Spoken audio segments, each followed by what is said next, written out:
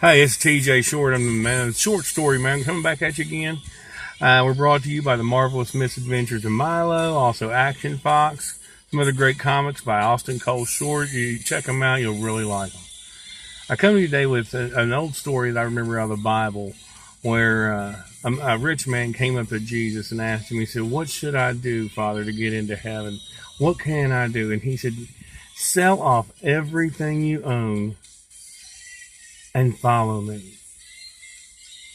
And that was the worst thing he could think of. That rich man was to get rid of everything he owned. I look around in this world today and I see that, when you have money, it's very hard to be a good person.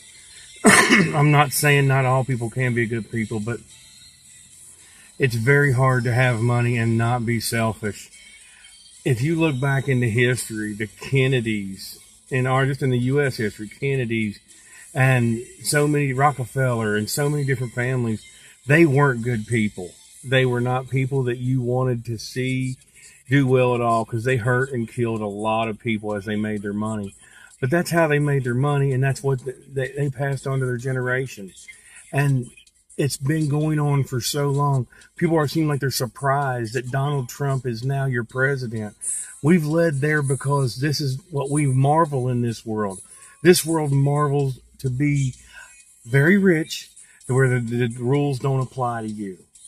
And if you can't see the desperate contradiction there with the Word of God, God says to be with someone else. I don't think a true-hearted man could ever be rich, even if he had all the blessings in the world, because that man would pass that on to so many different people or women, and it would just benefit everyone. They wouldn't hoard back. You don't see anything in the Bible where he tells you to hoard for yourself, because I'm not going to be enough. One day you're going to need to have a barn full of stuff because I won't be here. He never says that. And it comes down to our kids, and it's transferred now to where we have parents that aren't parents anymore. All they are is money dispensers. And they give these kids, especially in the United States, these vehicles to drive around our city streets where our kids are, where our children grow up. The same kids that grew up there, they give these kids these big vehicles. And these vehicles are death machines if you're not paying attention to what you're doing. In Europe, especially in Germany, it costs you about $2,700 to get a license. That's not to give it just to the elite, but that's just to make sure that anyone that takes the responsibility of driving takes it to heart.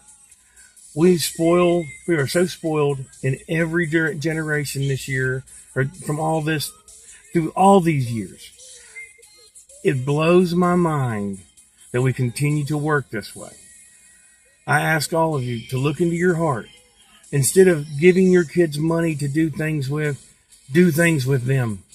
Instead of just paying for stuff like a car or whatever, just to make them happy, see what you can do about helping them earn that car.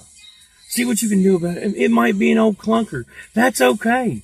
There's been a lot of people that drive old clunkers and today have BMWs, but they earned them. And that's what we're saying here on the short story today. Let's go back to where we earn things anymore. Let's not give a trophy for everything.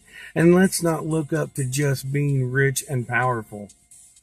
Because if you have God in your heart, you're rich every day.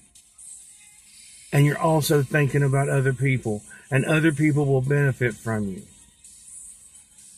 Other people benefit from God because He is a giving, loving, wonderful God.